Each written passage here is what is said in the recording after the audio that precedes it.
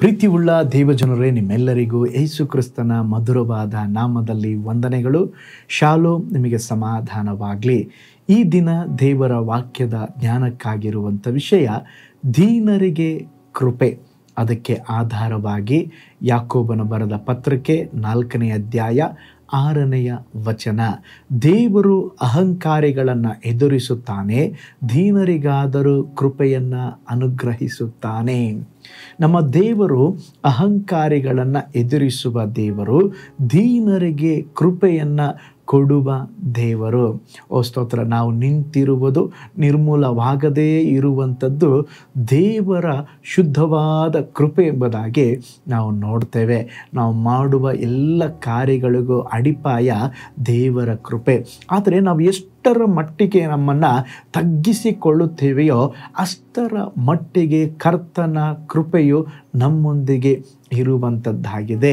ಪ್ರತಿಯೊಬ್ಬ ದೇವ ಮಕ್ಕಳ ಜೀವಿತದಲ್ಲಿ ಕೃಪೆ ಎನ್ನುವಂಥದ್ದು ಬಹಳ ಮುಖ್ಯವಾದದ್ದರೆ. ಕೃಪೆಯನ್ನು ಕಳ್ಕೊಂಡ್ರೆ ಅದರಷ್ಟು ವೇದನೆಯಾದಂಥ ಒಂದು ಸಂಗತಿ ಈ ಲೋಕದಲ್ಲಿ ಯಾವುದೂ ಇಲ್ಲ. ನಾವು ಕೃಪೆಯನ್ನು ಕಳ್ಕೊಂಡ್ರೆ ನಾವು ದೇವರಿಗಾಗಿ ಏನು ಮಾಡಲಿಕ್ಕೆ ನಮ್ಮಿಂದ ಆಗುವುದೇ ಇಲ್ಲ. ಪ್ರೀತಿಯುಳ್ಳ ದೇವ ಜನರೇ, ನಾವು ಕೃಪೆಯಲ್ಲಿ ನೆಲೆ ನಿಂತುಕೊಳ್ಳಬೇಕು, ಕೃಪೆಯಲ್ಲಿ ಹೆಚ್ಚಬೇಕು. ಪ್ರತಿ ದಿವಸ ನಾವು ಕೃಪೆಯನ್ನು ಹೊಂದಿಕೋಬೇಕು. ಆ ಕೃಪೆಯನ್ನು ಹೊಂದಿಕೊಳ್ಬೇಕಾದ್ರೆ ಏನು ಮಾಡಬೇಕು? ನಮ್ಮನ್ನು ನಾವು ತಗ್ಗಿಸಿಕೊಳ್ಳಬೇಕು. ಅದೇ ವಚನ ಹೇಳುತ್ತಾ ಇರೋದು, ತಗ್ಗಿಸಿಕೊಳ್ಳುವವರಿಗೆ ದೇವರು ಕೃಪೆಯನ್ನು ಕೊಡುತ್ತಾರಂತೆ. ಸತ್ಯವೇದದಲ್ಲಿ ಕೂಡ ಅನೇಕ ಆಶೀರ್ವಾದಗಳು ತಗ್ಗಿಸಿಕೊಳ್ಳುವವರಿಗಿದೆ. ತಗ್ಗಿಸಿಕೊಳ್ಳುವವರ ಮೇಲೆ ಸ್ತೋತ್ರ ಕೃಪೆ ಇಳಿದು ಬರುತ್ತದೆ. ದೇವರಾತ್ಮನು ವಾಸ ಮಾಡ್ತಾರೆ. ಅದು ಮಾತ್ರವಲ್ಲ, ನಾವು ಕರ್ತನ ಕೃಪೆಯಲ್ಲಿ ನೆಲೆಗೊಳ್ಳಲು ಸಾಧ್ಯ. ಪ್ರೀತಿಯುಳ್ಳ ದೇವ ಮಕ್ಕಳೇ, ನಿಮ್ಮನ್ನೇ ನೀವು ತಗ್ಗಿಸಿಕೊಳ್ಳುವುದಾದರೆ ಆತನು ಪ್ರತಿದಿನವೂ ನಿಮಗೆ ಬೇಕಾದ ಕೃಪೆಯನ್ನು ತಕ್ಕ ಸಮಯದಲ್ಲಿ ಸಹಾಯಕನಾಗಿ ದಯಪಾಲಿಸುವವರಾಗಿದ್ದಾರೆ. ಒಂದು ಸಾರಿ C.H. ಸ್ಪರ್ಜನ್ ಅವರ ಸಭೆಯಲ್ಲಿ ಪ್ರಸಂಗ ಮಾಡುವ ಚಾತುರ್ಯವುಳ್ಳ ಒಬ್ಬ ಯೌವನಸ್ಥನಿದ್ದನು.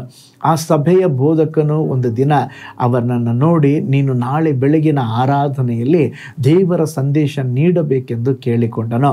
ಆಗ ಅವನಿಗೆ ಬಹಳ ಒಂದು ಹೆಮ್ಮೆ ಬಂತು. ಒಳ್ಳೆ ಡಾಕ್ಟರ್ಗಳು ಇರುವ ಸಭೆ, ಇಂಜಿನಿಯರ್ಗಳು ಇರುವಂಥ ಸಭೆ, ಇವತ್ತು ಯಾರಿಗೂ ಕೊಡದೇ ಇರುವಂಥ ಭಾಗ್ಯ ನನಗೆ ವಾಕ್ಯ ಹೇಳಲಿಕ್ಕೆ ಕೊಟ್ಟಿದ್ದಾರೆಂಬುದಾಗಿ ಬಹಳ ಅಹಂಕಾರ ಪಟ್ಟು ಸ್ತೋತ್ರ ಅವನು ಒಂದು ಒಳ್ಳೆ ಮೆಸೇಜನ್ನು, ಸರ್ಮನನ್ನು ಅವನು ಸಿದ್ಧಪಡಿಸಿದ.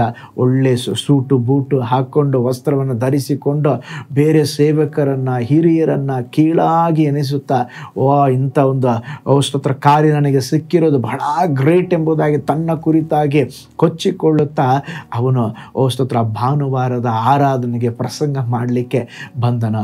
ಪ್ರಸಂಗ ಮಾಡುವಾಗ ಬೈಬಲನ್ನು ಓಪನ್ ಮಾಡಿ ಅವನು ಆ ಪ್ರಸಂಗವನ್ನು ಸಿದ್ಧಪಡಿಸಿದಂಥ ಹಾಳಿಯನ್ನು ಹುಡುಕ್ಲಿಕ್ಕೆ ನೋಡ್ತಾನೆ. ಅದು ಬೈಬಲಲ್ಲೇ ಇಲ್ಲ, ಅದು ಎಲ್ಲೋ ಬಿದ್ದು ಕಳೆದು ಹೋಗ್ಬಿಟ್ಟಿದೆ. ಈಗ ಅವನು ಬೆವರ್ಲಿಕ್ಕೆ ಸ್ಟಾರ್ಟ್ ಮಾಡ್ದ. ಏಕೆಂತ ಹೇಳಿದ್ರೆ ಪ್ರಸಂಗ ಎಲ್ಲ ಇರೋದು ಆ ನೋಟ್ಸಲ್ಲೇ. ಈಗ ನೋಟ್ಸೇ ಕಳೆದು ಹೋಗ್ಬಿಟ್ಟಿದೆಲ್ರಿ. ನೋಡ್ದ ಏನು ಮಾಡಬೇಕು? ಕಾಂಗ್ರಿಗೇಷನ್ ಎಲ್ಲ ನೋಡ್ತಾ ಇದೆ. ಏನೋ ಒಂದು ವಾಕ್ಯ, ಯಾವುದೋ ಒಂದು ವಾಕ್ಯವನ್ನು ಓದಿಸಿ ಆ ವಾಕ್ಯವನ್ನೇ ಏನೋ ಅಡ್ಜಸ್ಟ್ ಮಾಡಿಕೊಂಡು ಸ್ತೋತ್ರ ಅವನು ಬೇರೆ 5ರಿಂದ 10 ನಿಮಿಷಗಳಿಗೆ ಪ್ರಸಂಗ ಮಾಡಿ ಸಂದೇಶವನ್ನು ಮುಗಿಸಿ ಕೆಳಗಿಳಿದು ಬಂದನು. ಮರುದಿನ ಬೋಧಕರನ್ನು ನೋಡಿ ಅವನು ಕೇಳಿದ, ಪಾಸ್ಟರ್ ಯಾಕೆ ನನಗೆ ಹಿಂಗಾಯ್ತು ಎಂಬುದಾಗಿ ಕೇಳಿದಾಗ ಆಗ ಪಾಸ್ಟರ್ ಅವರು ಹೇಳಿದರು, ನೀನು ಯಾವ ರೀತಿ ಇಳಿದು ಬಂದಿಯೋ ಅದೇ ರೀತಿ ಹತ್ತುವಾಗ ನೀನು ತಗ್ಗಿಸಿಕೊಂಡಿದ್ದರೆ ನೀನು ಅದೇ ರೀತಿ ಇಳಿಯುತ್ತಾ ಇದ್ದೆ. ನೀನು ತಗ್ಗಿಸಿಕೊಳ್ಳದ ಕಾರಣ, ಅಹಂಕಾರ ಪಟ್ಟ ಕಾರಣವಾಗಿ ದುಃಖದಿಂದ ಇಳಿಯಬೇಕಾಯಿತು. ನೋಡ್ರಿ, ನಮ್ಮ ಜೀವಿತದಲ್ಲಿ ಕೂಡ ಅನೇಕ ಸಾರಿ ಇದು ನನ್ನ ಬಲ, ನನ್ನ ಹಣ, ನನ್ನ ಸಾಮರ್ಥ್ಯ, ನನ್ನ ತಲಾಂತು, ನನ್ನಿಂದನೇ ಚರ್ಚೆ ಕಟ್ಟಿರೋದು, ನನ್ನಿಂದನೇ ಎಲ್ಲ ಆಗೋದೆಂಬುದಾಗಿ ಹೆಮ್ಮೆ ಪಟ್ಟುಕೊಳ್ಳುತ್ತೇವೆ. ಆದರೆ ದೇವರ ರಾಜ್ಯದಲ್ಲಿ, ದೇವರ ವಿಷಯದಲ್ಲಿ ಹೆಮ್ಮೆ ಪಡುವವರಿಗೆ ಸ್ಥಾನವಿಲ್ಲ. ದೇವರು ಹೇಳ್ತಾ ಇದ್ದಾರೆ, ಯಾರು ತಗ್ಗಿಸ್ಕೊಳ್ತಾರೋ ಅವರಿಗೆ ನನ್ನ ಕೃಪೆಯನ್ನು ಕೊಡ್ತೇನೆ. ಒಂದು ನದಿಯನ್ನು ಅಥವಾ ಹೊಳೆಯನ್ನು ನೋಡ್ರೆ ಅದು ಜಾಸ್ತಿ ಹರಿಯುವಂಥ ಒಂದು ಪ್ಲೇಸ್ ಎಲ್ಲಿ ಗೊತ್ತಾ? ಓ ಸ್ತೋತ್ರ, ಅದು ಉಬ್ಬಾಗಿರುವ ಸ್ಥಳದಲ್ಲಿ ಹರಿಯುವುದಿಲ್ಲ, ತಗ್ಗಾಗಿರುವಂಥ ಸ್ಥಳದಲ್ಲಿ ಹರಿಯುತ್ತದೆ. ಅದೇ ವಿಧದಲ್ಲಿ ದೇವರ ಕೃಪೆ ಅಹಂಕಾರ ಪಡುವವರ ಮೇಲೆ ಓ ಸ್ತೋತ್ರ ಇಳಿದು ಬರೋದಿಲ್ಲ. ಯಾರು ತಾಳ್ಮೆಯಿಂದ ಇರುತ್ತಾರೋ ಅವರ ಮೇಲೆ ದೇವರ ಕೃಪೆ ಇಳಿದು ಬರುತ್ತದೆ.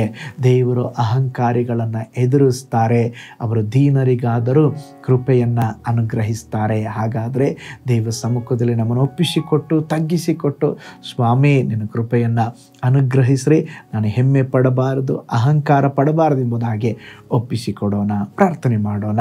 ಪರಲೋಕದಲ್ಲಿ ವಾಸ ಮಾಡುವ ನಮ್ಮ ತಂದೆಯಾದ ದೇವರೇ, ಅಪ್ಪ, ತಗ್ಗಿಸಿಕೊಳ್ಳುವವರಿಗೆ ನೀನು ಕೃಪೆಯನ್ನು ಕೊಡುವ ದೇವರು. ಅನೇಕ ಆವರ್ತಿ ಸ್ವಾಮಿ ದೇವರೇ, ನಮ್ಮ ಆರಂಭದ ದಿನಗಳನ್ನು ನಾವು ನೆನಪು ಮಾಡಿಕೊಳ್ಳುತ್ತೇವೆ.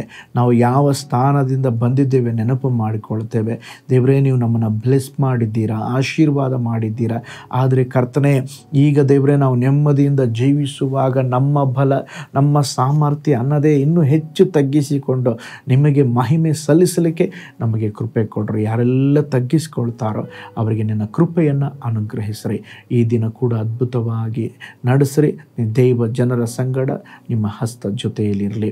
ನಮ್ಮ ಪ್ರಾರ್ಥನೆ ಕೇಳಿದ ಪ್ರೀತಿಗಾಗಿ ಸ್ತೋತ್ರ, ಯೇಸುವಿನ ಹೆಸರಿನಲ್ಲಿ ತಂದೆಯೇ, ಆಮೆನ್. Price the lord. ಕರ್ತನ ಸಮ್ಮುಖದಲ್ಲಿ ನಮ್ಮನ್ನು ತಗ್ಗಿಸಿಕೊಳ್ಳೋಣ.